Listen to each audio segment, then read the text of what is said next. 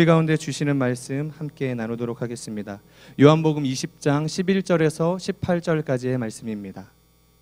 저와 여러분이 한 절씩 교독하도록 하겠습니다. 그러나 마리아는 무덤 밖에 서서 울고 있었습니다. 마리아가 울다가 몸을 굽혀 무덤 안을 들여다보니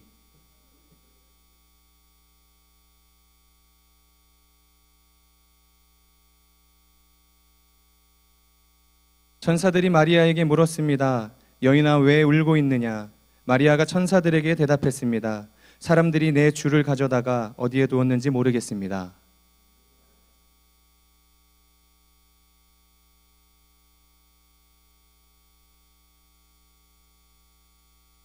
예수께서 마리아에게 말씀하셨습니다. 여인아, 왜 울고 있느냐? 내가 누구를 찾고 있느냐? 마리아는 그 사람이 동산지기인 줄 알고 말했습니다.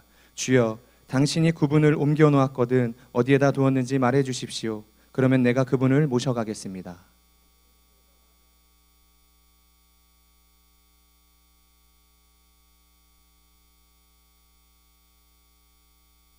예수께서 마리아에게 말씀하셨습니다. 나를 만지지 마라. 내가 아직 아버지께 올라가지 못했다. 너는 내 형제들에게 가서 내가 내 아버지 곧 너희 아버지 내 하나님 곧 너희 하나님께로 올라갈 것이다 라고 말하여라. 함께 읽겠습니다. 막달리아 마리아는 제자들에게 가서 주를 보았다는 것과 예수께서 자기에게 하신 말씀을 전해 주었습니다. 이서진 목사님께서 러브레터라는 제목으로 설교해 주실 때 큰 은혜 받으시기 바랍니다. 네, 여러분 한 해의 마지막입니다. 옆 사람에게 이렇게 인사할까요? 지나갔지만 한 번 더 메리 크리스마스. 한 번 더 인사해 주셨으면 좋겠습니다. 해피 뉴 이어. 먼저 하나님 앞에 회개하는 말을 하나 해야 될 것 같은데, 저는 대단기가 이렇게 잘 될지 몰랐어요.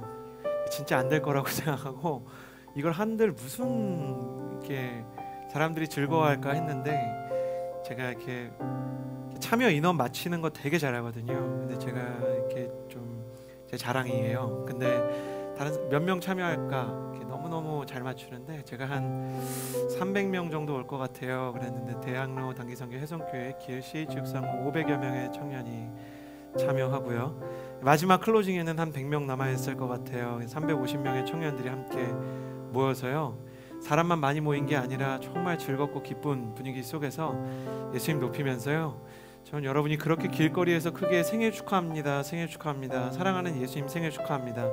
저는 사람들이 우리 핍박해서 우리가 민망해하고 힘들어할 줄 알았는데, 우리가 너무 기뻐서 사람들이 민망한 상황이 연출될 거라는 생각도 못했고, 하나님이 시키시는 일이면 무엇이든 기쁨으로 해야겠다는 생각을 하게 되었습니다. 오늘 무대가 좀 어둡죠. 조명이 약간 이렇게 에러가 있어요. 이런 일이 있잖아요. 그럼 조명 스태프들, 예배 스태프들이 목회자한테 뭐 보내는지 아세요? 문자로 목사님 죄송합니다, 조명에 에러가 났습니다. 저희가 최선을 다해봤는데 복구가 되지 않습니다. 저는 죄송할 일이라고 생각지 않습니다. 예배가 언제 안정적인 환경에서 또 우리의 예상대로 흘러가야 하는 것이었던가요? 예배는 방송이나 드라마가 아닙니다. 하나님께서 우리에게 주시는 대로 그게 어떤 상황이든 받아들여야 하는 것은 우리의 인생에서 예상하지 못하는 모든 사건들 속에도 하나님은 계시기 때문입니다. 하물며 주님을 높이는 예배가 우리의 각본대로 시나리오대로 움직여야 하는 어떤 이유가 있습니까? 물론 사람은 각자 자기의 길을 계획하지만 그 걸음을 인도하시는 것은 하나님이라고 생각합니다. 여러분, 그래서 이렇게 생각하셨으면 좋겠어요. 2017년 한 해가 지나고 있습니다. 여러분 인생에서 만난 2017년의 사건들 혹은 사람들이 여러분의 마음에 흡족했을 수도 있고요, 그렇지 않았을 수도 있어요. 여러분 주변에 사람이 많았을 수도 있고 그렇지 않았을 수도 있어요. 여러분이 믿었던 사람이 여러분의 믿음에 부응했을 수도 있고 배신을 했을 수도 있어요. 여러분이 기대했던 삶이었을 수도 그렇지 않았을 수도 있어요. 그러나 무엇이든 하나님, 내가 지금 이해할 수 없지만 이것이 나의 인생의 축복임을 받아들이고 감사함으로 모든 상황을 하나님의 은혜의 조각으로 만들어가는 사람이 될 수 있게 내 마음을 바꿔달라고, 감사하는 사람이 되게 해달라고 기도했으면 좋겠고요. 그렇게 할 수 있기 때문에 내년도 하나님의 거룩한 은혜를 기대한다고 고백할 수 있었으면 좋겠습니다. 이 시간 가슴에 손을 얹고요, 기도했으면 좋겠는데, 하나님, 내게 주신 한 해가 어떠한 것이든 어떠한 변수였든 내게 감사할 수 있는 진심이 생길 수 있게 해주시고, 그 감사 때문에 새로 오는 2018년을 주님께 올려드릴 수 있는 하나님의 사람이 되게 해주십시오. 같이 기도하며 나아갑시다. 기도하겠습니다. 신실하신 하나님 아버지, 감사하며 기도합니다. 주님, 하나님께서 하나님 한 사람 한 사람에게 가장 필요한 은혜와 능력을 부어주셨지만, 하나님, 우리가 우리의 삶에서 때로는 원치 않았던 일들, 예상하지 못했던 일들로 인해 하나님, 얼마나 내 인생에 왜 이런 일이 닥쳤는지를 반문하며 하나님을 원망하고 또 내 인생에 대해 한탄할 때가 있었지만, 2017년도 하나님의 은혜 가운데 있었음을 받아들이며 믿게 해주시고, 큰 그림 안에서, 큰 역사 안에서 하나님 이루실 것을 소망하며 기다리며 하나님께 영광을 돌리며 예배할 수 있는 사람 되게 해주셔서 2018년 또 앞으로 내게 닥쳐올 모든 일들을 기대할 수 있는 사람이 되게 하여 주시옵소서. 신실하신 주님, 한 해 동안 이끌어 주심에 감사합니다. 주께서 우리의 마음과 생각 가운데 새 힘과 믿음을 부어 주실 것을 믿습니다. 감사를 드리며 예수님의 이름으로 기도드렸습니다. 아멘. 2017년 마지막 주일, CH630에 오신 여러분 주님의 이름으로 환영합니다. 유튜브로 방송을 보시는 분들은요, 매주 저녁 6시 반에 대학로 동숭아트센터 2층에 있는 이름으로 오시면 하나님께서 함께 예배하고 또 은혜 베푸시는 자리에 여러분이 함께 하실 수 있다는 사실을 꼭 나누고 싶습니다. 옆 사람에게 이렇게 인사해 주시겠어요? 하나님은 당신에게 은혜를 주시기를 원하십니다. 네, 가슴에 손을 얹고 이렇게 스스로를 축복합시다. 하나님은 나를 사랑하십니다. 나는 그 사랑 안에 있습니다. 이 시간 말씀 앞에 내 마음을 엽니다. 나는 절대로 이전과 같지 않을 것입니다. 아멘. 12월 31일이 지나고 1월 1일이 찾아오면요, 그 송구영신 예배를 드립니다. 한 해를 떠나보내고 또 새로운 한 해를 맞아들이는 것이죠. 서빙고 양재 온누리교회에서 송구영신 예배는 저녁 7시 지금 시간, 그리고 지금 가 있는 우리 친구들도 있습니다. 9시, 11시 예배가 있습니다. 또 신년 감사 예배는 1월 1일 오전 9시 반, 그리고 11시 반에 있다는 사실을 알려드립니다.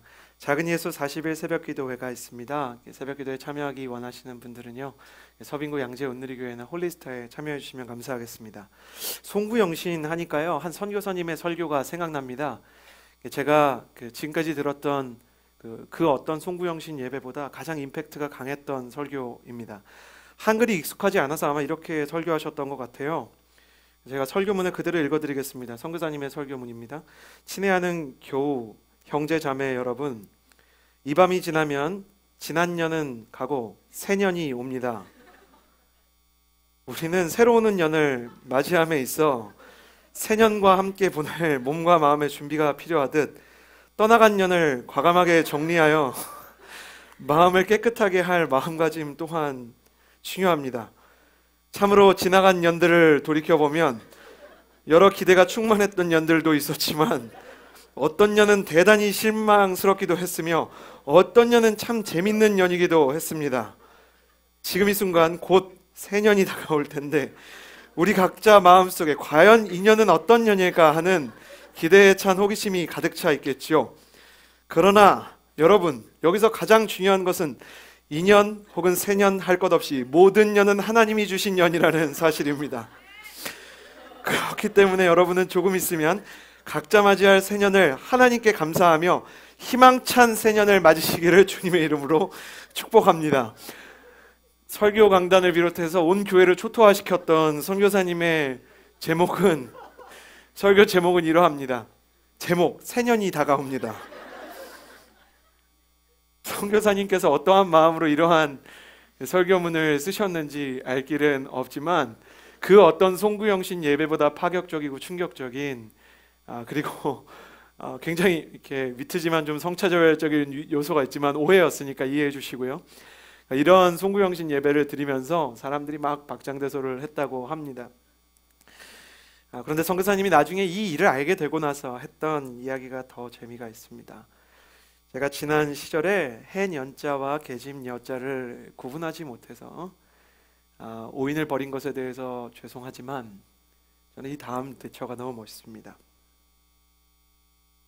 우리가 새로운 해를 맞아들임에 있어서 한 해 한 해 한 1년 1년을 감사히 여기듯이 조선의 그 어떤 문화를 초월하여 세상 그 어떤 누구보다 아름다운 여인들을 가정에 보내셨음을 기억하며 새해를 한 해를 지나간 해를 소중히 여기는 것 같이 가정의 여인들을 소중하게 여기시는 교회가 되었으면 좋겠습니다.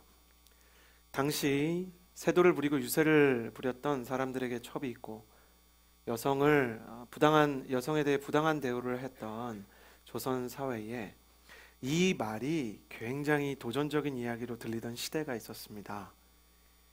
저는 이 설교를 보면서 또 대처를 보면서 2월달 주제를 정하게 됐어요. 1월달은 이미 정해서요. 2월달에는 마이너리티 리포트라는 주제로 성에 대한 차별, 인종에 대한 차별, 또 연령에 대한 차별로 고통하는 세상과 예수님께서 그 모든 차별과 소수에 대한 처우를 어떻게 개선하셨는지에 대한 이야기를 나누고자 합니다. 이런 이야기를 교회에서 나누는 것이 조금 낯설게 느껴지겠지만 예수님이 소수와 억압된 사람들의 친구였음을 기억하며 이 세상에 아직도 존재하는 소수와 약자에 대한 모든 폭력과 억압이 사라지는 날을 기대합니다. 사랑하는 여러분, 그래서요, 새해를 맞이하고 한 해를 지나 보냄에 있어 예수님 앞에 가장 가까이 갔던 한 여인의 이야기로 예전부터 교회는, 형제들 여러분 좀 서운하겠지만 역사적인 사실이니까 이해해 주세요. 늘 여인들이 끝까지 신앙을 지켰다는 사실을 다시 주지하며 새해를 맞이하는 이때 가장 믿음이 좋았던 한 여인에 대한 이야기를 나누고자 합니다. 오늘 성경에 나오는 여인의 이름은 막달라 마리아입니다. 이 여자는 선물이나 사랑을 받아보지 못했던 외로운 여자입니다. 마리아는 귀신 들린 여자였기 때문입니다. 여러분, 귀신 들린 사람 보신 적 있으세요? 저는 귀신 들린 사람을 실제 목격한 적이 있습니다. 여러분 믿으실지 모르겠지만 과거 저의 사촌 동생이 딱 하루 귀신 들린 날이 있었습니다. 저희가 아직 정확히 저희가 몇 살이었는지는 기억이 나지 않아요. 그 사건과 그날의 풍경들이 기억이 납니다. 그날의 증언들. 근데 이제 어린 동생이 있었어요. 저랑 3살 차이 나는, 아마 그때 그 친구는 미취학 아동이었거나 초등학교 저학년이었을 거예요. 근데 어느 날 현관에 앉아서 이렇게 이 방언 비슷한 이 말을 합니다. 그러다가 이제 아버지와 어머니가 애가 자꾸 헛소리를 하니까 처음엔 웃다가 재우려고 하는데 거기서부터 이상한 일이 일어나는 거예요. 아버지와 어머니의 힘으로 애가 제압이 안 되는 거예요. 여러분 이해가 되세요? 어린 아이를 아버지와 어머니가 손으로 들 수가 없는 거예요. 그때부터 아버지 어머니한테 아이가 배운 적 없는, 미취학 아동의 말에서 나올 수 없는 욕설과 저주가 나오는 겁니다. 온 교회가 뒤집혔고 성도들이 그 집에 모여서, 왜 기도를 많이 하시고 믿음 좋으신 분들 있잖아요. 그분들도 와서 벌벌벌 떨면서 밤새 기도하고, 저는 그 현장에서 나가지도 못하고 들어오지도 못하고 동생 방에, 현관에 아이가 있었기 때문에 동생 방에 들어가서 간절히 기도했습니다. 왜냐하면 그때 그런 말이 있었어요. 그러니까 이게 영적인 진리라고 생각되진 않는데, 귀신이 나오면 제일 죄가 많고 믿음이 약한 사람한테 들어간다는 거예요. 그래서 저는 저한테 들어올 것 같았어요. 그래서 어린데 그날 정말 열심히 기도했어요. 예수님, 제가 예수님을 믿습니다. 예수님이 돌아가시고 예수님이 저를 위해서 살아나신 걸 제가 믿습니다. 그래서 엄청 기도했어요. 믿음이라기보다 공포에 짓눌렸던 그 밤, 저는 한 가지를 알게 되었습니다. 귀신이 들리면 귀신 들린 것 때문에 온 동네가 뒤집어질 수 있다는 것. 그 후로 간혹 그러한 일들을 보게 되었습니다. 잘 안 믿겨지시죠? 프린스턴의 천재라고 불렸던 그 숭실대학교 교목으로 계시는 김회건 교수님이 계세요. 그분은 기독교 지성 중에 지성입니다. 그분이 프린스턴은 좀 이렇게 합리적이고 이성적인 신학 사유를 하는 곳 아닙니까? 근데 그곳에서 신학 토론을 했던 가장 중요한 논쟁 중에 하나가 귀신이란 실제 존재하느냐 아니면 정신착란이나 정신병이냐. 그래서 김혜건 교수님이 프린스턴에서 논쟁을 했는데요. 자기 혼자 귀신의 존재를 믿고 나머지 학생 교수 전부 다 안 믿어요. 근데 자료를 가지고, 객관적인 그 사태를 가지고요, 귀신이 실제 존재한다는 걸 입증합니다. 가령 한 번도 배운 적 없는 독일 문서에 따르면 한 번도 배운 적 없는 라틴어와 콥트어를 애가 하는 거죠. 엑소시스트의 원형이 된 사건이에요. 근데 문제는 라틴어, 히브리어, 헬라어, 콥트어 같은 고대어를 하는데 한 번에 2가지 말을 합니다. 그게 독일의 정신과 분석위에서 아직도 이렇게 해결이 안 된 문제예요. 그런 사건들 같은 걸 이렇게 내놓으면서 이렇게 귀신이 존재한다는 얘기를 하는 겁니다. 막달라 마리아는요, 누가복음 8장에 따르면 이런 귀신이 7이 붙어 있었다고 합니다. 그러니 얼마나 심각한 상황입니까? 생기는 사라지고 파괴가 일어났을 겁니다. 우울증이 찾아오고 주변에 있었던 사람들은 떠나갑니다. 마리아의 고향 막달라라는 곳은 이 여자의 고향입니다. 그러니까 막달라 마리아라는 건요, 청주 영희 뭐 이런 거랑 비슷한 겁니다. 죄송합니다. 청주는 이상한 동네가 아닌데 하여간 막달라라는 동네에서 마리아라는 이름은 저주를 의미했을 겁니다. 근데 그 여자에게 예수님이 찾아오셨습니다. 그리고 마리아를 지배했던 귀신을 예수님이 쫓아내셨다고 성경이 기록하고 있습니다. 마리아는 깨끗하게 나았습니다. 실로 오랜만에 마리아는 자신이 살아있는 존재라는 것을 실감하게 되었을 거예요. 여러분, 살아있다는 것이 무엇입니까? 살아있다는 것. 밥을 먹고 심장이 뛰면 생물학적으로 살아있는 것이죠. 뇌사 상태가 아니면 더 좋겠죠. 그러나 사람답게 사는 것은 무엇입니까? 관계를 맺고 자신이 좋아하는 일이나 잘하는 일에 대해서 하나하나 알아가고, 또 때로는 고난이 닥칠 때 위로가 있고 기쁨이 있을 때 함께 나눌 사람들이 있는 것이 사람다운 삶이 아니겠습니까? 예수님이 찾아오기 전까지 자신에게 사람다운 삶이 찾아오리라 기대치 못했던 여인이 예수님을 만난 이후 사람처럼 살 수 있게 되었습니다. 저를 보시겠어요? 구원이 무엇입니까? 구원은 예수님을 만나는 것입니다. 예수님을 만나서 사람답게 살게 되는 것. 사람답게 살다가 우리의 생이 끝났을 때 하나님이 처음 지었던 하나님의 형상인 사람의 모습으로 영원히 살아가게 되는 것이 구원입니다. 그러니 만약 사람답게 사는 것 같지 않다는 고통을 마음속에 품고 있는 분들이 계시다면, 도저히 이 고난과 이 고통에서 이겨낼 수 없을 것 같은 사람답지 않은 삶의 괴로움을 느끼는 분들이 계시다면, 저는 올해가 지나가며 새해를 맞는 이때에 여러분의 인생 가운데 사람다운 삶을 가져오는 예수님과의 만남이 있게 되기를 주님의 이름으로 축복합니다. 예수님께서 사람다운 삶을 선물을 하자 마리아는 너무 감사했습니다. 동시에 엄청나게 부끄러웠습니다. 귀신이 들렸던 과거의 자신의 모습을 생각하면 차마 예수님 근처에 있을 수 없었을 것입니다. 그래서 요한복음 12장에 보면 마리아는 향유 컵을 깨어서 예수님의 발을 향유 반, 눈물 반으로 닦았다고 합니다. 그런데 그 예수님이 자기 눈 앞에서 돌아가시는 사건이 발생합니다.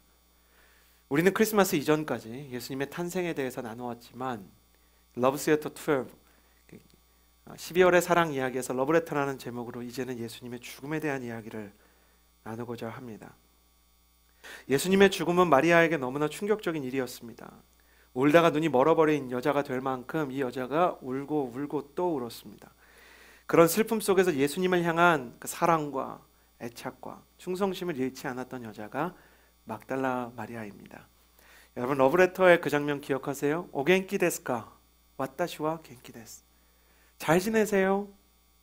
나는 잘 지내고 있습니다. 러브레터라는 영화를 보면 세상을 떠난 자신의 연인을 그리워하는 약혼녀가 자신과 약혼 상태에서 이 운명을 달리한 자신의 남자친구한테 답장을 받을 수 없는 편지를, 졸업 앨범을 찾아서 보내요. 근데 답장이 와요. 그 답장을 찾아가 보니까 동명이인의 주소로 보낸 거예요. 그것도 여자한테. 일본이니까 나올 수 있는 아름다운 막장 이야기일 수 있는데요, 그 여자도 같은 이름의 자기 약혼자를 좋아했었던 거예요. 그래서 첫사랑과 마지막 사랑이, 한 남자의 첫사랑과 마지막 사랑이 우리나라 같았으면 그 뒤로 편지를 안 보냈을 텐데 편지를 주고받으며 그 남자에 대한 추억을 상기하는 내용인데, 그 내용을 통해서 조금 이렇게 특이한 내용이긴 하지만 단지 풍경이 아름다워서 또 음악이 예뻐서는 아니고요, 그 내용을 통해서 한 사람을 떠나보내는 애도의 기간, 심리학적으로는 그게 굉장히 필요합니다. 애도와 그 작별의 시간을 인간이 어떻게 맞이하는가를 배우게 됩니다. 그 전까지 특별히 동아시아 3국, 일본, 한국, 중국은요, 애도라는 개념이 잘 없었어요. 그러니까 기르던 개가요 15년이 돼서 이 강아지들이 한 15년 되면 이제 나이가 들잖아요. 근데 그 강아지가 죽어서 장례식을 치르면 진짜 유별난다라고 했거든요. 근데 실제로는 모든 이별에는 섭별과 또 섭별의 정을 나누고 또 애도와 또 어떠한 리추얼들, 그 작별의 시간들이 필요하다는 것을 잘 모를 때 나온 영화여서 사람들이 본능적으로 필요한 그 시간에 대해 실제로 존재하지 않는 동아시아 삼국에서 뭔가 자신들의 상실과 이별에 애도를 대신 구해주는 영화. 마치 건축가 게론이 작별을 하지 못한, 마음속으로 작별하지 못한 첫사랑에 대한 아련한 기억과 이별하는 내용이라면, 러브레터는 어쩔 수 없는 상실에 사람이 어떻게 대처해야 되는지에 대한 위로를 받는 영화였어요. 그래요. 모든 이별에는 애도가 필요해요. 리추얼이 필요해요. 그래서 마리아가요 목숨을 무릅쓰고 예수님의 무덤으로 갑니다. 근데 이 여자의 애도는 좀 특별해요. 온 사방이 예수의 잔당을 찾고 있는데 겁없이 갑니다. 그런데 예수님의 무덤을 찾아가서 향품으로 예수님의 마지막 시체를 채우려고 했던, 석별의 마지막 시간을 보내려 했던 가장 필요한 예수님의 시체가 사라진 거예요. 예수님이 돌아가신 것도 슬픈데 이제는 예수님을 위해서 할 수 있는 마지막 선물마저 무용지물이 되었다. 이 상황 앞에서 이 여자가 울고 또 웁니다. 예수님의 죽음부터 지금까지 쌓였던 슬픔이 그날 터져버린 것입니다.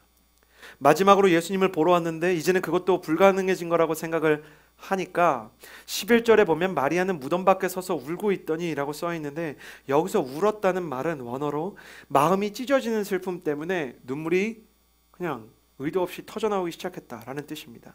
그렇게 울고 있는데 천사가 나타납니다. 이번 달엔 참 천사가 많이 나타납니다.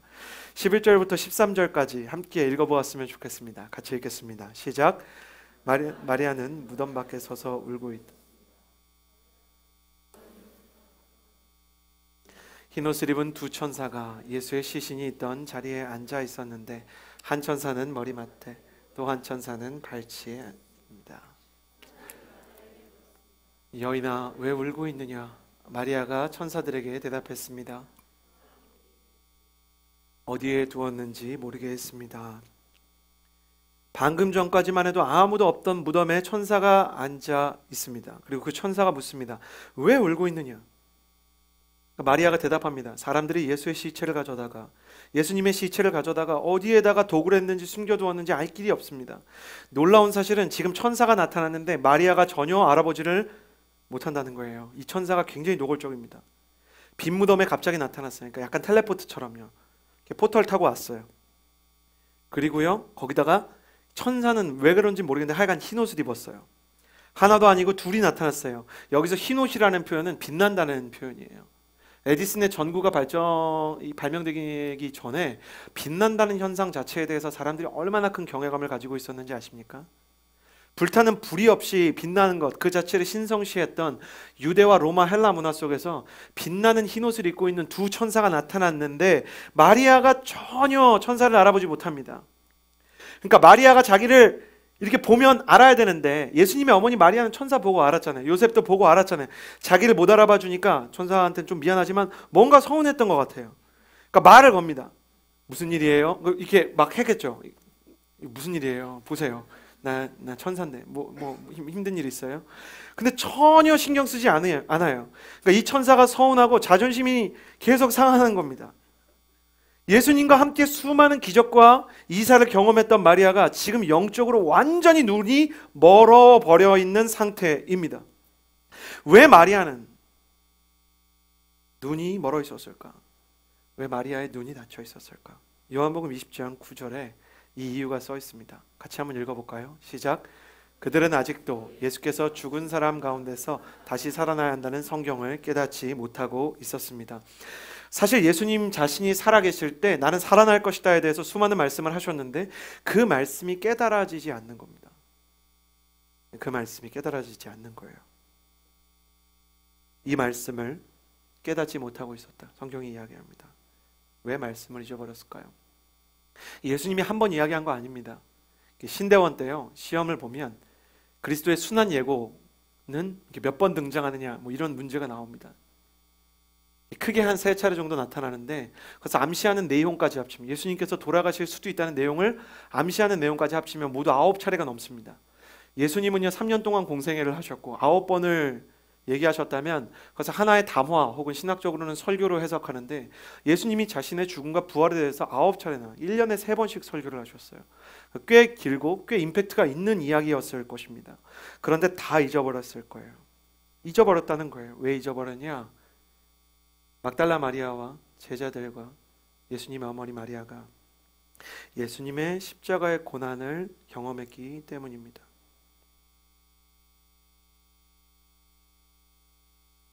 예수님의 죽음이 마리아와 제자들에게 너무 충격적인 사건이었던 거예요. 저는 패션 오브 크라이스트를 처음 보았을 때가 기억납니다. 그때 패션 오브 크라이스트가 처음 나왔을 때요. 부활절 기간이었어요. 고난 주간과 부활절 기간이었는데 그때 대학 청년부에 어떤 분이 이렇게 플로잉을 하셔서요. 후원을 해주셔서요. 대학 청년부의 모든 예배 인원이 수천 명이요. 영어관을 나눠서 예배 대신 패션 오브 크라이스트를 자기 예배 시간에 보는 거예요. 근데 영화가 너무너무 이렇게 선혈이 낭자하잖아요. 그리고 그 예수님의 그 십자가의 고난이 너무 끔찍하니까 교인들끼리 보니까 이제 영화관에서 막 많이 울고 그 사람들이 예수님 어떡하나 눈물 흘리고 멘토님들이 우시는데 나중에 목회자가 나와서 기도 인도를 해야 되는데 기도 인도를 할 수가 없는 거예요. 왜냐하면 목회자가 기도 인도를 하려는 대표성을 띠기에 너무 예수님께 죄송한 것이죠. 다른 제자들은 그나마 고난이 무서워서 다 도망갔는데 마리아는 예수님의 십자가를 끝까지 쫓아가면서 그 패션 오브 크라이스트를 실사판으로 다 봤어요. 말하자면 예수님의 손목에 예수님의 손목 이렇게 손목을 보시면 뼈와 뼈가 있죠. 이 손목 사이에 가로 3cm, 세로 3cm의 못이 들어가는 소리가 이렇게 들렸던 거예요. 발목에 예수님의 발목을 겹쳐서 발목뼈 사이에 망치로 못을 박을 때 뼈가 부서지는 장면을 보았어요.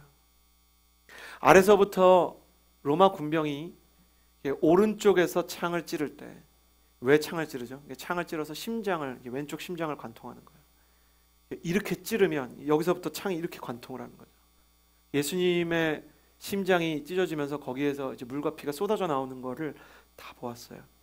사랑하는 예수님이 자기 눈앞에서 그렇게 처참하게 돌아가시는 것을 보니까 희망과 소망이 사라진과 동시에 영적인 시야와 예수님이 하셨던 말씀도 다 잊혀진 거예요. 우리의 삶에서 고난이 닥쳐올 때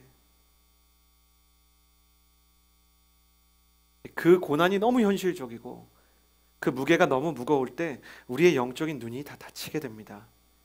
예수님과 함께 했던 은혜의 기억이 다 잊혀지는 거예요. 오늘 교회에는 샤이닝 글로리라는 내적 치유와 정체성을 위한 캠프가 있습니다. 3박 4일 동안 작은 천국을 경험하게 하는 좋은 시간인데요. 저희가 딱 한 번 아무리 애를 써도 해결되지 않는 절망의 대상들을 게스트로 맞은 적이 있습니다. 오래전 일이지만 기억나시나요? 아프가니스탄에 피랍되었던 샘물교회 성도님들이 계셨죠. 샘물교회 성도님들의 피랍 사건에 대해서 수많은 사람들이 너무 쉽게 그들에게 키보드와 말과 글로 저주를 퍼부은 거예요. 피랍됐던 사건 자체보다 그 사건에 대한 사람들의 태도 때문에 실제로 너무 심각한 우울증과 이 고통을 경험했었습니다. 여러분 크리스천이라면 글과 손가락을 조심해야 됩니다.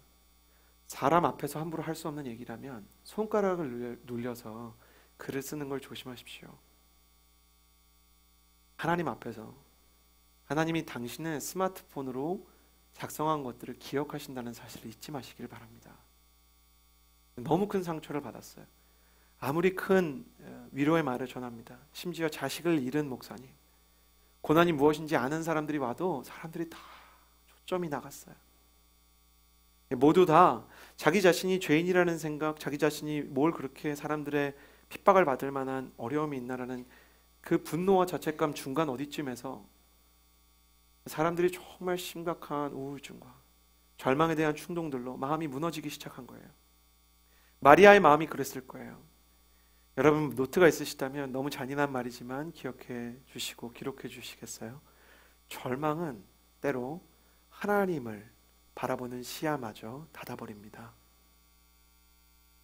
고난은 때로 우리의 신앙에 대한 모든 믿음을 허물어뜨릴 수 있습니다. 인생이 정말 쉽지 않고 고난이 너무 버겁고 무거울 때가 있습니다. 그때는 예수님이 보이지 않는 거예요. 그때는 예수님의 말씀이 믿어지지 않는 거예요. 저는 목사로서 위로할 때 너무 큰 절망을 마주한 사람에게 말씀을 읽어라, 기도해라는 말을 함부로 잘 하지 못하게 되었습니다.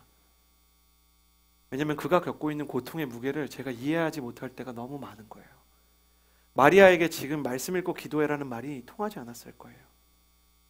마리아는 지금 천사가 나타나도 위로가 불가능한 상황 속에 있어요. 그때 변화가 일어납니다. 14절 말씀을 같이 한번 읽어보았으면 좋겠습니다. 14절 같이 읽어볼까요? 시작. 이 말을 한 후 마리아가 뒤를 돌아보았을 때 예수께서 거기서 계셨습니다. 그러나 마리아는 그분이 예수이신 줄을 깨닫지 못했습니다. 마리아가 이렇게 울면서 천사들이랑 얘기하고 있는데 인기척이 느껴져서 뒤를 보니까 예수님이 거기 서 계셨어요.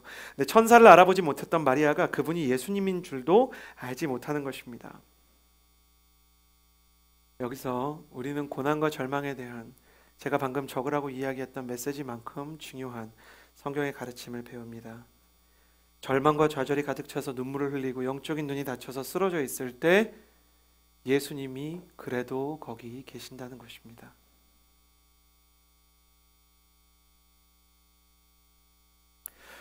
그 사람에게 예수님이 보이지 않습니다. 고난을 겪고 있는 사람에게 예수님이 느껴지지 않아요. 저의 경우에도 가난했을 때, 내가 가정의 갈등 속에 있을 때, 제가 실제로 내일 일을 볼 수 없을 때, 내 나이 때 겪어야 되는 일이 아닌데 왜 나는 내 나이 때 이런 걸 겪지? 기도하면서 그렇게 기도했던 때가 있어요. 하나님, 고난도 학년이 있으면 좋겠어요. 이거는 제 나이 때 경험해야 되는 난이도가 아닌 것 같아요. 이 정도의 가난은 제가 겪기에 너무 힘들잖아요. 이 정도의 폭력은 제가 경험하기에 너무 힘들잖아요. 이 정도의 법적인 다툼의 가능성은 제가 경험하기에 너무 어려운 일이잖아요. 그런데 예수님을 처음 만난 거예요. 2000년 8월이었어요. 예수님이 내 인생에 찾아오셨다는 사실을 처음 느낀 날. 그건 무슨 논리적으로 설명할 수 있는 게 아니라 저의 영적인 삶에 그냥 예수님이 찾아오셨어요. 그냥 제가 하나님 찾는데 예수님이 거기 계시다는 사실을 부인할 수 없을 정도로 강력하게 느낄 수 있었어요. 정말 요한복음 3장에 기록된 것처럼 바람이 임의로 와서 불매, 내가 그것을 보지 못해도 바람이 있는 줄을 내가 알지 않느냐. 주님이 거기 계셨어요. 근데 제가 처음 주님께 드렸던 기도는 지금까지 어디 계셨어요? 제 삶이 너무 쉽지 않았는데, 근데 주님이 제 삶에 계속 구간마다, 힘든 구간마다 계셨다는 사실을 지금도 배워가고 있고 그날 이후로 배우게 된 것 같아요. 처음에는 그게 너무 억울한 거예요. 하나님, 왜 계셨는데 제가 그 일을 겪게 하셨나요? 이 문제에 대한 이야기는 또 다음에 제가 드릴 생각이에요. 그런데 그분이 거기 계신데 중요한 것은 느껴지지 않아요. 반대로 말하면 그분이 느껴지지 않는데 주님이 거기 계시다는 거예요. 나는 여러분이 이 말을 지금이든 언젠가 꼭 믿을 수 있게 되기를 바랍니다. 사랑하는 성도 여러분, 예수님께서는 성경 속에서나 저의 인생 속에서나 또 수많은 증인들의 삶에서 고난 가운데 느껴지지 않아도 그 자리에 계셨습니다. 그 예수님께서 당신이 절망하고 좌절하고 낙심하는 시간 가운데 당신과 함께 하시는 하나님이시라는 것을 저는 믿습니다. 나는 여러분이 여러분의 절망과 낙심과 좌절의 시간 속에서 예수님을 경험할 수 있게 되기를 주님의 이름으로 축복합니다. 옆 사람에게 이렇게 인사해 주시겠어요? 지금 느껴지지 않아도 예수님을 만나게 되기를 바랍니다. 우리가 슬픔과 좌절에 쓰러지고 눈물을 흘리는 순간에 하나님이 계시나 신이 계시나 하는 순간 속에, 고난의 순간 속에 예수님이 거기 서 계시는 거예요. 우리 가정의 문제 가운데 예수님은 서 계시는 거예요. 제가 함부로 위로의 말을 건네지 않는 사람들이 있어요. 그것은 제가 겪어보지 않은 고난을 경험하고 있는 사람들, 가령 세월호에서 자식을 잃은 부모님들. 저는 팽목항에 찾아갔지만 그 부모님들에게 무슨 위로의 말을 건네거나 포스팅을 할 생각을 아예 접었어요. 왜냐하면 저는 자식을 잃어본 적이 없어요. 여러분은 잃어보셨나요? 제가 가지고 있는 가장 큰 원리 중에 하나는, 너무 큰 고난은 하나님께서 그 사람에게 직접 해설해 주신다는 거예요. 다른 사람이 배나라 감나라 이런 의미다 어떻다 얘기할 수 있는 권한이 없다는 거예요. 착각하시면 안 돼요. 이야기하고 정이고, 이야기하지 않는다고 침묵이고, 이야기하지 않으면 비겁한 것이고, 또 이야기하면 공감이고, 그건 그 가족이 판단하는 거예요. 그냥 어느 날 그분들이 예배드리는 처소에 그냥 혼자 찾아가서 앉았을 때 한 부모님의 잊지 못할 기도가 기억납니다. 위로할 생각도 없고 그냥 기도하고, 그분들이 적적하지 않게 자리를 채울 뿐이었는데 어떤 어머니가 기도를 하시는 거예요. 하나님, 내가 하나님을 떠나려고 여러 번 시도해봤지만 하나님을 떠날 수도 없었습니다. 하나님이 안 계셔서 힘든 게 아니라 하나님이 계시다는 것을 아는데도 이런 일이 생긴 거여서 계시는 하나님을 떠날 수는 없었습니다. 다만 내가 당신께 기도하는 것은 당신이 내 마음을 아실 것이라 믿기 때문입니다. 왜냐하면 당신도 아들을 잃어보셨잖아요. 아들을 잃어보신 분만 자녀를 잃어본 분을 위로할 수 있다는 것을 그분을 통해 배우면서 아무것도 할 수 없어서 그냥 같이 울기만 했던 시간이 기억납니다. 그래도 분명한 사실은 유족들 중에 신앙을 버리지 않은, 아직도 여전히 크리스천으로 살아가고 있는 그분들은 하나님이 그분들과 함께 하신다는 사실을 그 상황 속에서 믿는다는 것입니다. 경의를 표합니다. 그 사람에 대한 경의보다 더 중요한 것은 하나님이 그분들에게 그런 믿음을 주셨다는 것을 배우게 되었습니다. 나는 그 하나님이 우리의 하나님이라는 것을 믿습니다. 그런 질문을 참 많이 받았습니다. 예수님을 믿는다고 고난을 피해갈 수 있냐? 많이 반복하지만 고난을 피해가는 것이 아니더라도 그 고난을 어떻게 받아들일지에 대한 태도가 달라집니다. 우리의 신앙은 환경의 변화에 있다기보다는 태도의 변화에 있습니다. 우리의 신앙은 환경에 대한 태도의 변화를 반드시 가져옵니다. 우리의 신앙은 무당이 믿는 그것과 다릅니다. 무당에게 치성을 드리는 사람은 치성을 드리는 존재인 귀신을 존경하거나 사랑하거나 인격적인 관계를 맺기를 원하지 않습니다. 그저 자신의 치성을 통해 그 귀신이 자신의 환경을 바꿔주기를 원하는 겁니다. 말하자면 자신의 환경의 변화를 위해 치성이라는 형식을 통해 귀신을 헌신시키기를 원하는 겁니다. 그러나 우리의 신앙은 하나님을 우리의 인생을 위해 헌신시키는 것이 아니라 하나님을 위해 우리가 헌신하고 하나님이 원하는 마음으로 우리가 성숙되어 가는 데 있습니다. 그래서 예수님을 믿는 사람들의 간증은 예수 믿고 부동산이 뛰었다, 예수님을 믿고 많은 돈을 벌게 되었다, 혹 결혼을 하게 되었다, 혹 병이 나았다. 모든 것이 소중하지만 그것은 복음서의 초미를 장식했던 질병의 치유에 대한, 실제로는 예수님을 따르지 않았던 우리에 대한 수준의 이야기입니다. 더 중요한 것은 예수님을 믿고 내가 처한 환경에 대해서 다른 마음을 갖게 되는 것입니다. 사랑할 수 없는 사람을 사랑하고 용서할 수 없는 사람을 용서하게 되고 참을 수 없는 상황에서 참게 되고 지혜가 없었던 상황에서 지혜가 생기고 용기가 없어 해야 할 말을 하지 못하고 사람들을 돕지 못했던 사람이 용감하게 다른 사람을 돕고 부정의한 것들에 대해서 소리치게 하는 변화에 대한 것입니다. 그러나 마리아는 여전히 예수님이 계시지만 그것을 경험하지 못합니다. 그래서 예수님께서 연약한 마리아에게 말씀을 거십니다. 15절과 16절의 말씀을 같이 한번 읽어보았으면 좋겠습니다. 15절에서 16절의 말씀 같이 읽겠습니다. 시작.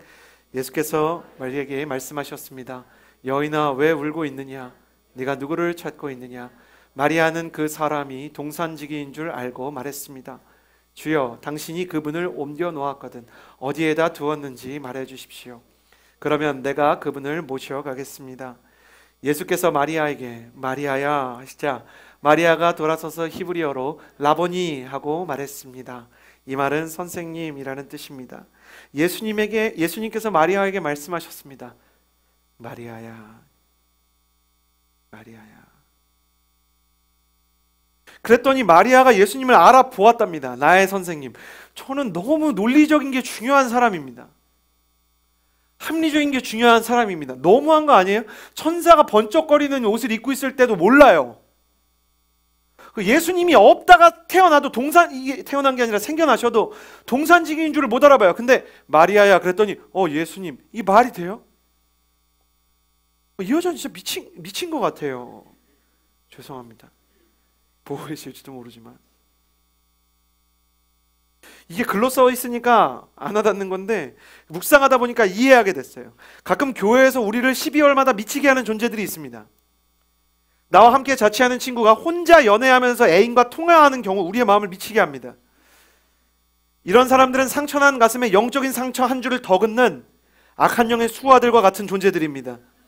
평소에는 막 치킨 뜯고 안 그러던 친구가 연애 초기에 전화만 하면 자기야, 나 지금 자려고 했는데 전화가 안 와서 잠이 들 수가 없었어요. 막 이러는 친구들 있잖아요. 미친 거 아닙니까?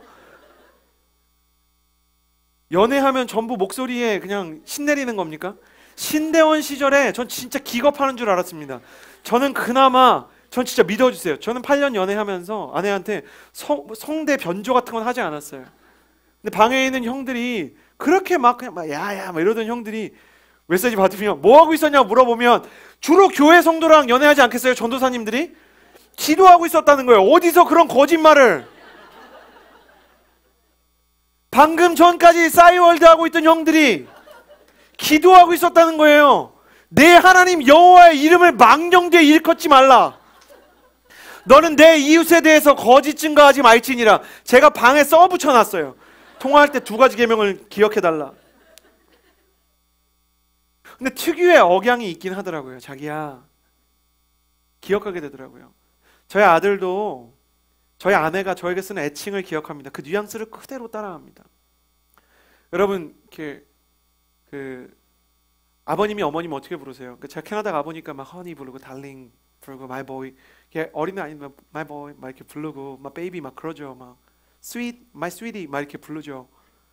저희 아내는요 저를 자기야 이렇게 부릅니다. 너무 사랑스럽죠. 너무 인간적인 표현이죠. 네, 저희 아들 연준이가 저희 아내가 저를 부르는 뉘앙스를 그대로 따라합니다. 자기야! 제 아들이 제가 뭔가 잘못하면 양말 같은 거 벗어서 그냥 놓잖아요? 그러면 제 아들이 저한테 그럽니다. 자기야! 양말 똑바로 세탁기통에 넣어놔라 그랬지? 그럽니다. 저희 아내가 애 앞에서 조심해야 되겠다는 생각합니다. 저는 꿈에서도 자기야라는 소리가 들리면 꿈에서 그 소리가 들림과 동시에 군대 기상나팔 소리처럼 바로 일어날 수 있습니다. 저는 아내와 싸우지 않습니다. 저희 부부관계가 좋습니다. 왜? 전 늘 아내를 경외하고 존경하고 그분께 복종하고 그분에게 토를 달지 않습니다. 형제 여러분, 자기가 죽으면 결혼 생활은 행복할 수 있습니다. 그냥 군대에 들어왔다 생각하세요. 선임은 영원한 선임이에요. 그렇게 살아가는 거죠. 자기야 하는 거예요. 예수님이 마리아를 부르는데도 톤이 있었을 거예요. 분명히 예수님의 목소리와 예수님의 뉘앙스가 있었을 겁니다.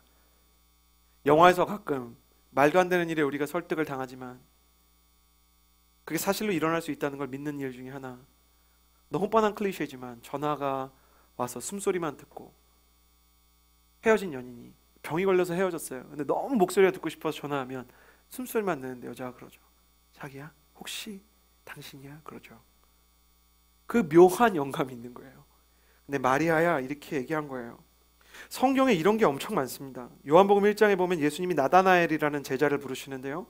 나다나엘이 나사렛에서 무슨 선한 것이 날 수 있겠느냐 하다가 예수님을 직접 만났을 때 예수님이 첫 번째로 이렇게 얘기합니다. 이는 참 이스라엘 사람이로다. 그 속에 간사한 것이 없도다. 그러니 나다나엘이 뭐라고 얘기하냐면 주여 저를 아시나이까? 나 알아요? 이렇게 물어본 거예요. 주님이 뭐라고 하시냐면 다른 제자가 너를 부르기 전에 네가 무화과 나무 아래 있을 때 내가 너를 보았노라. 근데 그 이야기를 듣자마자 빌립이 무릎을 꿇고 당신은 하나님의 아들이시며 오시는 하나님의 아들이십니다. 그 무화과 나무 아래서 뭘 하고 있었는지가 너무 궁금해요. 그 이해가 되세요? 나는 그게 너무 궁금해. 너무 물어보고 싶어. 천국 가면 물어보고 싶은 게 진짜 많다니까요. 아담과 하와가 에덴 동산에서 떠난 이후에 하와가 아담한테 아담 사과 따왔어 먹을래? 하면 먹었을지, 이 여자가 따주는 과일은 앞으로 평생 안 먹었을 것 같지 않아요? 요나가 물고기 뱃속에서 나와서 회 먹을 수 있었는지 궁금해요. 근데 그 중에 제일 궁금한 것 중에 하나가 나다나엘은 그날 무화과 나무 아래서 뭘 했을까 궁금하지 않으세요? 그것이 알고 싶다 하고 싶지 않으세요? 그런데 말입니다. 무화과 나무 아래서 나다나엘은 무엇을 하고 있었을까요? 저희는 이 문제가 궁금해서 무화과 나무 전문가 김도산 씨를 찾아가 보았습니다. 해야 될 것 같지 않으세요? 안 써 있어요. 여러분, 성경이 디테일을 삭제한 일들이 되게 많아요. 성경은 믿음을 위한 책이지 설득을 위한 책이 아니에요. 너무 죄송한 얘기지만 기억해 주세요. 신이 우리를 납득시키거나 설득시키려고 하지 않을 때는 그걸 직접 경험하기를 원하는 때예요. 예전에 선교사님 훈련 받는 자매님이 계셨어요. 이 자매님이 선교사 훈련을 받다가 너무 은혜를 많이 받아서 확신했어요. 아, 난 선교사 나가면 안 되는 여자구나. 확신을 얻었어. 선교사 훈련 4주의 결론, 난 나가면 안 되는 사람이다. 근데 또 나가야 될 것 같은 거예요. 이 두 사이에 끼는 거예요. 신앙생활 처음 하는 분들 아직 무슨 얘기인지 모르시죠? 신앙생활 오래 하는 분들 둘 사이에 낀다는 거 아시죠? 마음이 어렵다. 내가 마음으로 원하는 목표와 내가 가지고 있는 마음의 목표가 너무 다른 거죠. 내가 가고자 하는 곳은 온전한 곳인데 내가 있는 곳은 시궁창 같은 곳이죠. 나는 마음으로는 주님을 따르는데 육신으로는 죄의 법을 섬기는 로마서 7장의 현신이죠. 근데 이 상황 속에 있는 거예요. 떠날까 말까 하는데 선교사님이 자기가 책을 썼다고 책을 드세요. 근데 그 책 보고 그냥 기도하는 거예요. 왜 그런 때 있잖아요. 주님, 저 책 준다는 얘기 선교사님이 안 했지만 저 책 주시면은 선교사 나아갈 수 있는 사람인 줄 알고 용기를 낼게요. 기도가 끝나자마자 그 책을 선교사님 갑자기 주시는 거예요. 그러면 예수님 오래 믿는 사람은 다 어떻게 생각하는지 아세요? 100이면 100. 우연인가? 우연이야, 우연. 이건 진짜 다시 한번 이 책을 다시 달라고 하면은 내가 이런 거 합니다. 아, 선교사를 이걸로 내가 나가기는 좀 막 이런 거 있잖아요. 근데 대부분의 자매님들이 그렇게 기도해요. 못하고 받고 울어요. 우는 거야. 선교사님 영문을 몰라서 왜 그래? 싫어요? 이 책 싫어요? 되게 싫어요? 그러고 나서 나중에 찾아왔죠. 왜 그렇게 울었어요? 선교사님, 제가 이런 일이 있어요. 그랬더니 선교사님이 울기 시작하는 거예요. 선교사님 왜 우세요? 제가 선교 나갈 때 그렇게 많이 울었어요. 아, 내가 용기를 줘야 되는 사람이구나. 나랑 너무 똑같아요. 단기 선교 나가는 거죠. 예, 길게 나가는 거 아니니까 염려 마세요. 하나님이 좋은 선물 주시려고 하는 거예요. 나중에 그분이 부활하신 예수님 만나면 예수님께서 저는 그러실 것 같아요. 이 본문에 의거하면 너 그 책을 기억하고 있느냐? 그러실 것 같아요. 신앙생활이란 예수님과 잊을 수 없는 추억을, 나를 향한 그분의 뉘앙스를 이해해가는 거예요. 여러분, 하나님에 대해 목사이지만 일괄적으로 가르쳐 드릴 수가 없어요. 간단한 이유입니다. 저는 하나님이 아니에요.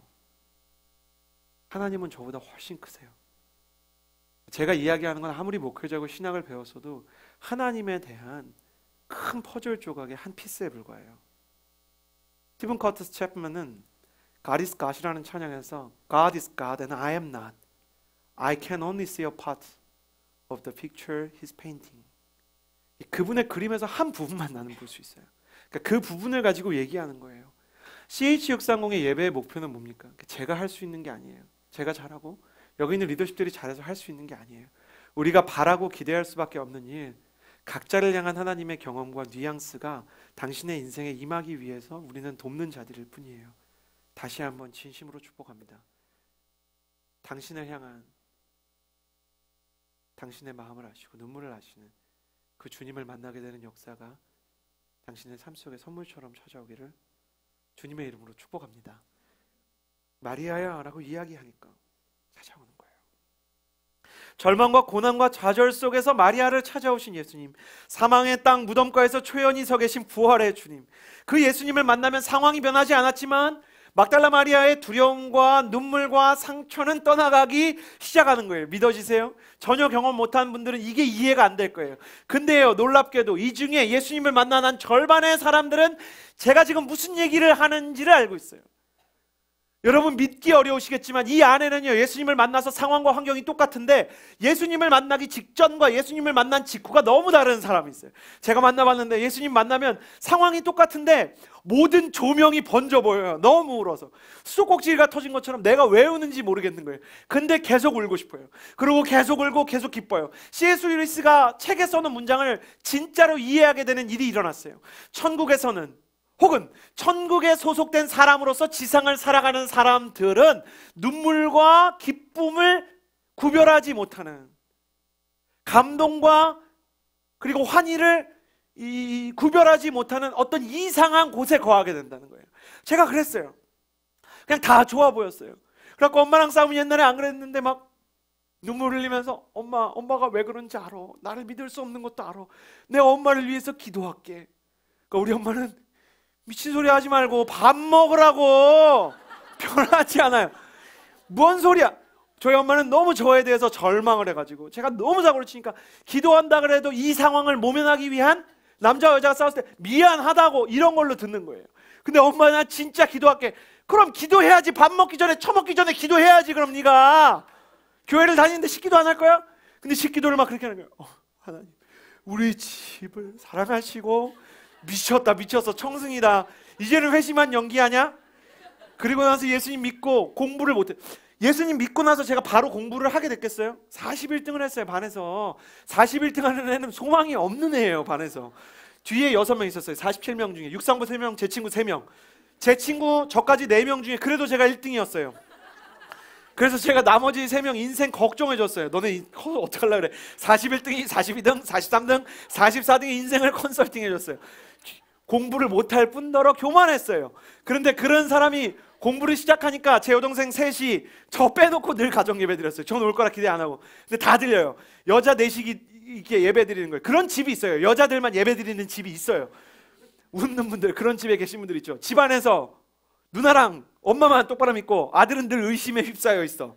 늘 가정 예배하면 그런다고 뭐가 달라져. 하나님이 있으면 세상이 왜 이 모양이냐고 깐죽거리고 어렵게 만드는 사람 있잖아요. 그러니까 가정 예배에 방해하면 방해할수록 엄마와 여자들의 기도는 더 뜨거워져. 그러니까 난 저걸 보면서 더 열받아. 미신이고 우상이고 한국 교회는 타락했다고. 한국 교회 관심 없어. 그냥 저 꼴이 보기 싫은 거야. 근데 내가 갑자기 막 성경 읽고 기도하니까 가정 예배 끼워주지는 않아. 위험인물이야. 저거 읽고 언제든 이상한 질문을 할 것 같아. 그러니까 동생이 뭐라 그랬어요? 저희 엄마한테 뭐라고 질문했냐? 엄마, 오빠가 오늘 보니까 며칠째 기도하고 며칠째 말씀 보고 며칠째 공부해. 이게 말세의 징조인가 봐. 제 주님 오실 때가 된 거야. 저는 예수님을 만나서 제 인생의 기적이라는 걸 경험한 건 별로 없어요. 저는 없고 아울리치 같이 갔는데 저 말고 다른 청년이 앉은 배 일으키는 건 봤어요. 진짜.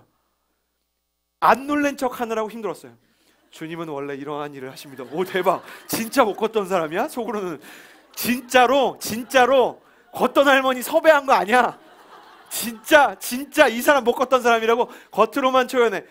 주님은 원래 이러한 일을 하십니다. 형제님 두려워하지 마세요. 당신의 믿음에 하나님 응답하신 겁니다. 그리고 이런 생각 들어요. 하나님, 저는 이거 못해봐. 저보다 나은 사람, 이 사람이 오늘 밤에 설교해야 될 것 같은데. 근데 목사님 말씀대로 동네에 선포했더니 병든 일본인들이 막 찾아오는 거예요. 그러니까 나는 막 어떻게 해야 돼? 이 밤에 주님이 동일한 일을 하실 겁니다. 그리고 뭐라고 기도했어요? 하나님, 오늘 아무 일 안 일어나면 저 목회 그만둬야 됩니다. 한 번만 도와주세요. 저 진짜 잘할게요. 한 번만 뭔가 일어나면 저 진짜 잘할 수 있을 것 같은데. 그리고 지체들은 너무 순진하니까 막 아픈 사람 목사님한테 안수해달라고 오고, 겉으로는 하나님의 일이 일어날 것입니다. 속으로는 뭐라 그래요? 한 번만 고쳐주세요. 진짜 큰일 났다니까. 아, 왜 형제가 고치게 해갖고 이거 어떡하냐고. 코리안 나이트 이제 부채춤 같은 거 다 안 하기로 한 거예요. 부채춤은 무슨 각색 병자가 다 왔는데 동네에. 미치겠는 거예요. 그날 일어났던 단 하루의 일 빼곤 저한테는 그런 은사도 없고 일도 없어요. 얼마나 어려운 일이 많은지요. 근데 예수님을 만나서 저희 어머니가 경험한 유일한 경험은 제가 바뀐 거래요. 제가 사랑을 이야기하고 동생들을 품고 제 안에 있는 잘못된 사람을 공격하고 사람을 깎아내리고 사람을 저주하는 것들을 끊어내고 내 인생에 대해서 긍정적으로 생각하는 거예요. 아무 일도 안 일어났는데. 아무리 공부해도요 41등 해보셨어요? 성적이 안 올라요. 근데 그래도 했어요. 왜냐하면 하나님이 그걸 볼 거라고 생각했어요. 그러니까 성적이 오르고 안 오르고 결과는 상관없고 내가 그걸 해야겠는 거예요. 그게 얼마나 큰 변화인지 아세요? 41등이 앉아서 공부를 맨날 하는 게 어떤 건지 아세요? 그러니까 안에서 41등이네. 했는데 41등인 거 말고요. 안에서 공부하던 애가 공부하는 게 어떤 건지 아세요? 자기 삶에 의욕이 생긴 거예요. 나는 그때 남들이 몰랐던 무기력증을 앓고 있었어요. 내 인생에 대한. 나중에 보니 전 너무 고장나 있었어요. 상담이 필요했고 치유가 필요하고. 전 이런 얘기를 들을 때 교회에서 늘 이렇게 생각했어요. 진짜 시덥지 않은 얘기한다. 뭐 네 인생이 이렇게 보편화될 수 있는 거냐? 성급한 일반화의 오리 같은 소리 하고 있나요? 맨날 저런 얘기, 저거 다 진짜야? 이런 생각을 했어요. 근데 예배가 얼마나 무서운 건지 아세요? 듣다 보면 여러분도 그 기로에 서 계신 분이 계실 줄 알아요. 아, 나도 그렇게 되나? 아니, 내가 왜 이러냐? 마음이 약해졌어. 다시 강건한 불신자의 마음으로 돌아가야 되고. 제가 그걸 다 겪어봤어요, 진짜. 근데 들으면 솔깃한 거예요. 중3짜리 800명 앞에서 설교하면요, 중3짜리 애들이 어떤지 아세요? 세상에서 제일 나쁜 놈들이에요. 남자애들만 모아놓으면 얘네들은 안 들으려고 작정을 해. 그러니까 안 쳐다보고 주로 스마트폰을 하고 이어폰 꽂고 있고요. 아니면 이렇게 쳐다봐요. 쳐다보는데 막 이렇게 쳐다보는 게 아니야. 이렇게 나와 그 사이에 어떤 공기를 보고 있어요. 뭔지 아세요? 근데 들으면서 하나님의 말씀이 들어가면 사람이 어떻게 되냐면 들어볼까? 이런 거야. 그럼 내가 알아. 이 중에 지금 들어볼까? 라는 생각 드는. 그럼 그걸 티 안 내려고 그 순간에 영적으로 그 움찔하는 그게 믿음의 시작이에요. 제가 중학교에서 뭐라고 얘기하냐면 야, 저 새끼 진짜 그럴듯하게 말하네 라고 생각하는 사람들 복 받는 사람이라고. 야, 저 사람 진짜 말은 잘하네. 재미는 있네. 당신 재밌으면 신기한 거예요. 그럴듯한 애가 그럴듯한 애로 끝나지 않아요. 세상에서 제일 무서운 두려움이 뭔지 아세요? 심리학자들이나 신학자들이나 똑같이 얘기해요. 세상에서 제일 큰 두려움은 소망 그 자체예요.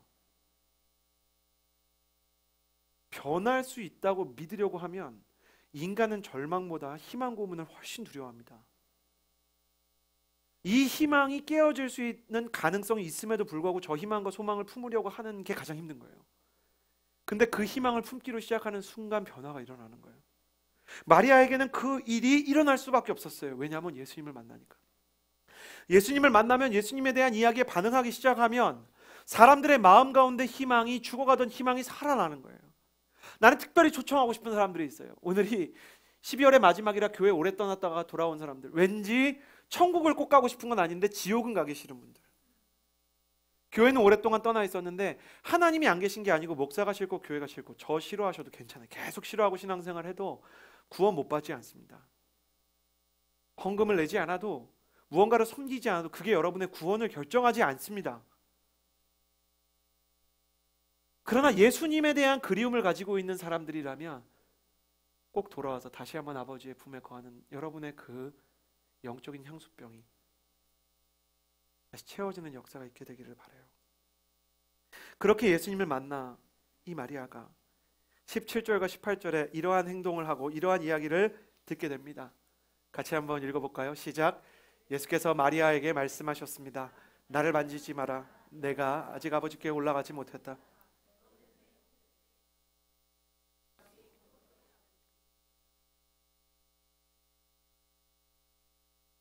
막달라 마리아는 제자들에게 가서 주를 보았다는 것과 예수께서 자기에게 하신 말씀을 전해 주었습니다.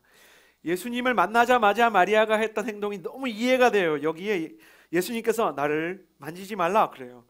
신학자들은요, 어떤 때 보면 저 신학자들을 존경하지만 좀 이렇게 관계적인 상상력이 부족한 것 같아요. 예수님을 만지지 못한 이유, 이런 건 또 저처럼 궁금해 하거든요, 신학자들이. 예수님 왜 만지지 말라 그랬을까? 예수님이 뭐 이렇게 거룩하신 육체인데 뭐 죄인이 만지면 안 돼서, 말도 안 되는 소리 하지 마세요. 그럼 도마는 왜 만졌어요? 말도 안 되는 말 이렇게 얘기하면 안 되죠. 저보다 훌륭하신 분들인데.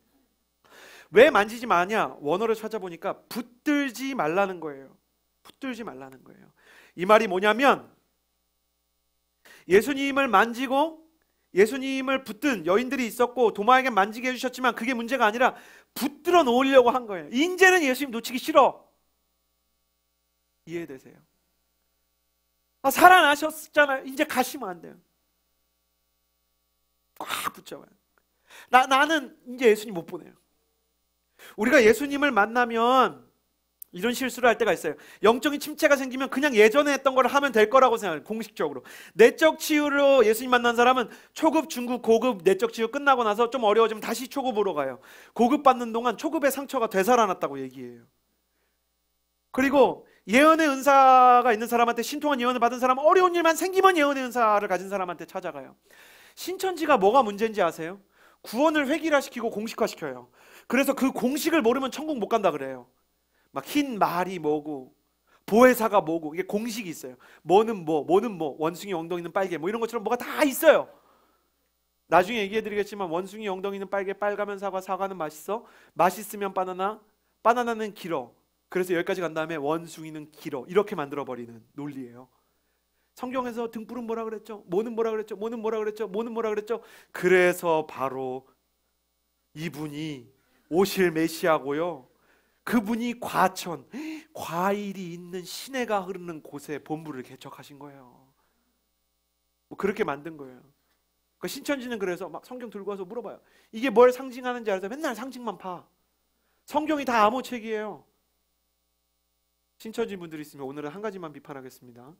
그 안에 담긴 사람의 인생이나 성경 안에 담겨있는 사람의 삶, 그 안에 치열했던 순종과 혈투의 삶은 다 빼놓고 성경에 있는 모든 사건을 상식화시키고 도식화시키고 공식화시켜서, 그 도식과 공식을 알면 구원을 받고 그 도식과 공식을 모르면 지옥에 떨어뜨리는 게 진짜 하나님이라고 생각하십니까? 그러니까 하나님이 예수님 보낸 게 무슨 공식 만들려고 하는 거예요? 이게 구원이 무슨 만유인력의 법칙입니까? 그 안에 있는 인격적인 삶과 변화를 가르치지 않으니 저를 저격해도 상관없지만 온 성도한테 신분 위장을 시키고 거짓말을 시켜도 양심의 가책을 느낄 필요가 없고, 그건 하나님의 모략이라고 가르치죠. 신천지 성도 여러분, 정신 차리세요. 온 교회가 신분 위조와 거짓말을 가르치는 교회가 정상이라고 생각하세요? 물론 교회 안에 거짓말이 있어요. 교회 안에 타락이 있어요. 그러나 교회 안에 거짓말이 있는 것과 거짓말을 해도 상관없다고 가르치는 건 완전히 다른 문제예요. 법을 어긴 것과 살인을 한 것과 살인해도 괜찮다는 건 완전히 다른 문제예요. 뭔가 이상하다고 느끼지 않으세요? 혹시 이 자리에 신천지에서 오신 분이 있으면 조용히 손을 들어주시면 제가 나중에 만나서 뭐가 잘못인지 디테일하게 말씀드릴게요. 예수님을 공식화시키려는 시도는 신천지만 그랬던 게 아니에요. 율법이 그랬어요. 예수님은 이러셔야만 해. 그리고 유대교와 종교 지도자들, 때로는 개신교도 그러했어요. 그래서 때로는 개신교를 포함한 하나님을 섬기는 종교도 우상이 될 수가 있어요. 그러니까 거기 붙들어두려고 하는 시도, 거기 가둬두려고 하는 시도가 예수님을 가두는 경우가 있는 거예요. 근데 예수님이 뭐라 그러셨냐면 붙들지 말라는 거예요. 이제 나는 내 사명에 따라 가야 된다는 거예요. CH630 또 이 시대 크리스천들이, 저를 비롯한 목회자들과 성도들이 회개하고 나아가야 될 부분은, 종교가 인간을 구원한다는 생각을 버리고 자유로우신 예수님이 우리를 이끄시는 일에 이렇게 올라타야 돼요. 나의 비전에 하나님 헌신하는 게 아니고 하나님의 비전에 내가 따라가는 거예요. 그러니 예수님은 예수님의 할 일을 하게 해드려야 돼요. 예수님의 일을 막지 않는 거예요. 때로는 오해가 있고 때로는 내가 아쉬워도 그렇게 해야, 예수님이 올라가야 성령이 오시듯이 하나님이 하라는 대로 가야 그 다음에 우리를 위한 하나님의 약속이 이루어집니다. 그러니 예수님께서 여기 머무르려고 붙잡으려고 하지 마라라고 하신 말씀이 이해가 되는 것이죠. 그리고 오히려 막달라 마리아에게 이렇게 말씀하셨습니다. 너는 이제 가서 복음을 전해라. 나의 부활을 알지 못하고 나의 사랑을 아직 기다리지 못하는 자에게 가라는 것이죠. 예수님은 왜 죽었다가 살아나셨을까? 부활을 하신 뒤에 예수님이 바로 하신 일을 보면 예수님이 정말 하고 싶었던 일이 드러나요. 사람이 어떤 공직에 딱 오르면 가장 하고 싶은 일들을 실행하듯이, 사람이 돈이 딱 생기면 심사숙고한 뒤에 자기가 하고 싶었던 것들을 구입하거나 혹은 돈을 쓰듯이, 예수님이 죽고 부활하셔서 가장 먼저 한 게 뭐냐면 사람을 만나는 거였어요. 기억해 주시겠어요? 예수님을 믿는 사람은 사람을 만나야 돼요. 그러니까 꼭 선교를 하고 전도를 하지 않아도 믿지 않는 사람한테 사랑이 있는 사람으로 가서 만나줘야 돼요. 올라오기 직전까지 사랑하는 성도님이랑 이렇게 시간을 보냈어요. 세상에서 제일 이렇게 기쁜 게 사람 만나는 거고요, 또 어떤 땐 제일 힘든 게 사람을 만나는 거예요. 좋아하는 사람을 만나도 힘들어요. 사람은 그래요. 에너지가 이렇게 나가기 때문에. 좋아하는 사람과 함께 해도 어려울 때가 있어요. 그러나 예수님은 그래도 사람을 만나러 가라 그래요. 여기서 예수님이 복음을 전하라는 건 예수님 믿고 천국 가세요, 지옥 가세요, 그냥 길거리에서 소리치라는 말이 아니에요. 예수님이 정말 당신을 사랑한다는 그 진심을 전해주라는 거예요. 부활한 예수님을 만난 사람은 가만히 있지 못해요. 복음을 전하러 미친 듯이 뛰어다녀요. 왜냐하면 두 가지 때문이에요. 하나님을 믿게 되었고, 동시에 내가 복음을 전하는 사람을 너무 사랑하기 때문에 가야 되는 거예요. 그래서 복음을 전하기 위해서 제일 먼저 해야 되는 일이 그 사람을 사랑하고, 사랑할 수 없다면 그 사람을 위해서 기도하는 거예요. 어떤 사람이 예수님을 만나지 못해서 힘든 걸 보면 눈물이 나고 그 사람을 위해서 내가 기도할 수 있어야 돼요. 우리는 예수님 만나서 우리 자신의 상처를 치유하고, 예수님 만나서 우리 자신의 인생의 희망을 발견해야 돼요. 근데 거기 머무르면 안 돼요. 거기 붙들려 있으려고 그러면 안 돼요. 각양 좋은 은사를 가진 사람들, 반주를 하는 사람은 반주로, 찬양을 하는 사람은 찬양으로, 연극을 하는 사람은 연극으로 각자 예수님을 전하고 사람을 만나야 돼요. 그러면 그러면 예수님의 마음을 갖고 그 사람한테 가면, 우리가 정말 감격을 갖고 부푼 가슴을 가지고 그 사람을 만나면 우리를 싫어할 거예요. 예수님 얘기가 환영받는 일이 별로 없어요. 환영받아 보셨어요? 미안합니다. 이 자리에 혹시 끌려온 분들이 계시다면, 내가 이 사람 너무 좋아해서 이 사람한테 끌려와서 내가 왜 저런 얘기를 듣고 있어야 돼, 이 연말에. CH630에 있는 여자친구한테 붙들려서 오신 성품 좋은 남자친구분들이 얼마나 많은지 몰라요. 그런 분들도 축복합니다. 근데 그 사람이 당신을 사랑해서 주고 싶은 선물이 이거라면 그 선물에 대해서 생각할 수 있는 시간이 되길 바라고요. 오늘은 그분들을 위해서 우리 모두 기도할 수 있는 시간이 또한 되었으면 좋겠습니다. 예수님께서 고난 가운데 계셨고, 고난을 받는 사람에게 나타나셔서 소망을 주셨고, 또한 복음을 전하라고 하셨습니다. 가끔 예수님께서 이렇게 번거로운 일을 왜 했는지 그게 가끔 너무 궁금해요. 너무 이해가 되지 않아요. 그런 때 예수님께서 왜 이런 일을 했을까 가끔 물어요. 주님, 왜 이런 일을 했을까요? 부모가 되고 나서 깨닫게 된 게 있어요. 어린 시절에 제가 가난했어요. 근데 하면 안 되는 생각을 했는데, 많이 가난하니까 이런 생각을 했어요. 친구네 생일 파티에 갔는데 그 집에는 방이 4개인 거예요. 거실도 되게 넓어. 친구들이 막 거실에 다 앉을 수 있어. 이런 생각 해보셨어요? 어린데 그런 생각 안 하는 게 좋은데, 돈 많은 집에서 태어났으면 되게 좋았을 텐데, 이 사람이, 그리고 그런 돈 많은 집 아빠들이 막 아들이랑 딸 막 예뻐해주고 막 그런 거 보면 그게 연기인지 진짜인지는 몰라도 하여간 너무 부러운 거야. 나도 저런 집에서 태어났으면 좋았을 텐데. 가끔 그런 생각이 들어요. 부모님이 금수저를 물려주셨다면, 겉으로 표현하지 않았지만 커서도 그런 생각했어요. 결혼하고 나서 우리 아버지가 한 전세만 막 이렇게 해주셨으면 좋았을 텐데, 뭐 그런 생각. 근데 자식을 낳아보니까요, 그런 게 있다는 걸 알게 됐어요. 우리 연준이가 굉장히 똑똑해 보인다고 많은 분들이 얘기해 주시죠. 여러분 다 영적으로 너무 좋아서. 근데 놀이터 가보잖아요. 진짜 똑똑한 애들이 있어요. 이렇게 말을 어떻게 저렇게 하지? 행동을 어떻게 저렇게 하지? 그래서 이렇게 막 비오트 같은 걸 줬어요. 그럼 연준이 막 퍼먹거든요. 근데 놀이터에서 막 노는 비오트를 막 퍼먹는데 옆에 있는 애는 비오트를 뜯기 전에 엄마 손이 지저분한데 씻고 올 때까지 이걸 좀 들고 계셔 주시겠어요? 4살인데. 이씨, 너는 막 퍼먹고 있고. 그러니까 알죠. 얘 진짜 똑똑한 거예요. 주로 여자애들이 똑똑해요. 똑똑하고, 그리고 남자애들 중에 운동을 진짜 잘하는 애가 있어요. 연주인 겁이 많아요. 공을 주면 찰 때 공이 날아가는 즐거움보다 그 공이 내 발에 주는 아픔이 더 큰 애예요. 그러니까 공 차기가 싫어. 뭔지 아시겠죠? 아빠가 되니까 어떤 걸 알게 되냐면요, 어렸을 때는 저 사람이 내 아빠였으면이라는 생각 해봤거든요. 아무리 똑똑하고 예쁜 애가 있어도 얘 말고 네가 내 자식이었으면 좋았을 텐데 라는 생각을 한 번도 안 해본 거예요. 무슨 생각 안 해봤어요. 아무리 아프고 아무리 못하는 게 있어도 얘 말고 다른 애가 내 자식이었으면이라는 생각을 못하는 거예요. 그때 아버지 생각, 어머니 생각이 나서 좀 울었어요. 어쩌면 우리 아버지, 어머니도 그런 생각을 가끔 하셨겠지. 나한테 잘못한 일이 되게 많으시지만 그렇게 잘못을 아버지가 하시고 나한테 사과를 할 때도, 엄마가 무릎 꿇고 나는 너를 안 보고는 살 수 없다고 말할 때도 엄마한테 나 외에 대안이 없었던 거겠지. 엉망인 세상에 대해서 논란 없이 신이 원망받지 않은 유일한 길은 존재했다는 기억도 없이 세상을 지워버리는 겁니다. 뭐하러 책임집니까? 우리가 컴퓨터가 엄청난 바이러스가 걸리면 그거 뭐 복구하려고 애씁니까? 포맷하죠.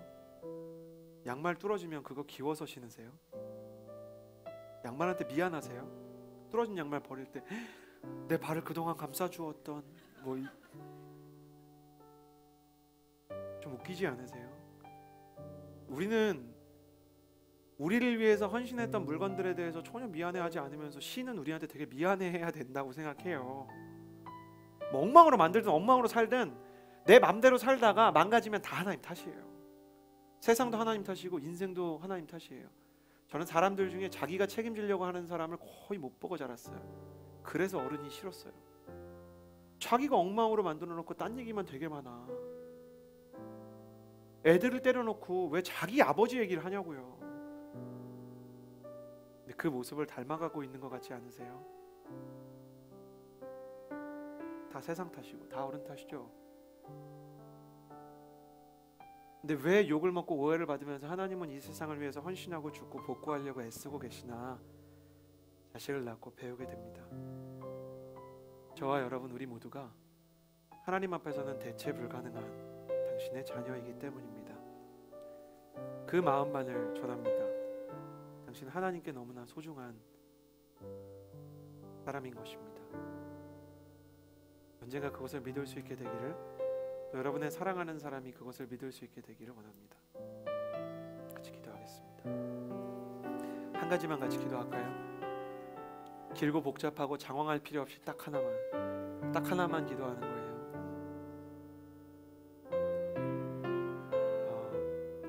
예수님, 당신을 만나는 사람이 되기를 원합니다. 내 인생에는 풀어지지 않는 숙제와 답을 찾을 수 없는 원망의 사건들이 있습니다. 내 삶에서 이해가 되지 않고 풀리지 않는 사건들에 대해 내가 늘 원망과 분노를 갖고 있습니다. 하나님에게 책임을 물을 수도, 세상에 책임을 물을 수도 있지만 다른 것을 떠나 정말 계시다면 내 인생에 좀 찾아와 주십시오. 그리고 만약 예수님을 만나신 분들이라면 주님, 그 사람이 예수님을 만날 수 있도록, 혹은 이 자리에 있는 믿음을 망설이고 신앙생활을 망설이는 분들이 계속 예수님을 만나기 위해 이 자리에 나올 수 있도록 중보해 주셨으면 좋겠습니다. 같이 예수님과의 만남을 위해, 자기를 위해서, 다른 분들을 위해서 기도할까요? 기도하겠습니다. 신실하신 하나님 아버지, 기도하며 나아갑니다.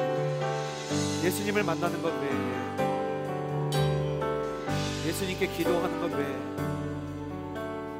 무엇이라고 얘기해야 할지 또 무엇이라 말해야 될지 잘 모르겠습니다. 당신의 자녀들이라면 당신이 정말 목숨을 주고라도 사고 싶었던 당신의 자녀가 오셔서 이들을 만져주시고 고쳐주시고 이들 가운데 새 은혜를 부어주시기를 소원합니다.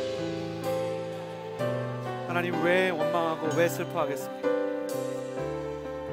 우리 인생에 정말 참된 소망과 우리 인생에 정말 참된 해답이 없는 시기, 하나님, 내가 왜 그렇게 힘들어야 했고 왜 그렇게 아파야 했는지, 내가 당신을 만나고 당신과 동행하며 당신과 거할 수 있는 하나님의 사람이 될 수 있도록 주님 함께하여 주시옵소서. 하나님, 사랑할 수 없는 사람이 사랑할 수 있게 되고 용서할 수 없는 사람이 용서할 수 있게 되고 다른 사람들을 품을 수 있게 해주십시오. 예수님을 모르고 예수님을 믿기 위해 이 자리에 오신 분들이 계시다면, 예수님을 만나기 원하는 사람들이 있다면 만나게 하여 주시옵소서. 하나님, 영적인 일들이 일어나게 해주십시오. 영적인 꿈들이 이루어지게 해주십시오.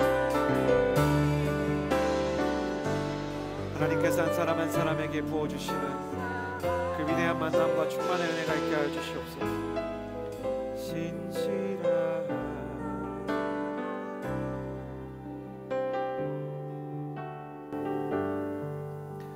거룩하신 주님, 당신이 나의 고난의 순간에 설령 서 있다 할지라도 당신을 보지 못하는 나를 당신은 질책하지 않으심을 말씀을 통하여 확인하고 믿고 나아갑니다. 그러나 당신을 볼 수 없을 때에도 당신이 여기 계심을 인정할 수 있는 고백이 내 마음, 내 영혼에서 흘러나올 수 있게, 귀신 들렸던 여자, 또 한때 당신을 쫓았다 십자가 앞에 슬픔에 빠진 여자에게 마리아야, 마리아야, 단 한마디로 그 여인의 마음 가운데 당신의 살아계심을 증언하셨던 예수 그리스도의 그 사랑에 의탁하여 당신께 기도합니다. 하나님과의 만남을 소원하는 자들이 당신을 만나게 하시고 그 만남을 기다릴 수 있는 힘이 있게 하시고 주와 함께 하나님 앞에 나아가는 하나님의 사람이 되게 하여 주시옵소서. 주님과의 만남을 구하며 나아갑니다. 하나님, 우리를 인도하여 주시옵소서. 이제는 우리 구주 예수 그리스도의 은혜와 하나님의 사랑과 성령의 교통하심이 찬양하고 예배하고 당신을 기다리는 주의 모든 자녀들 위해 영원토록 함께하여 주시기를 간절히 축원하옵나이다. 아멘.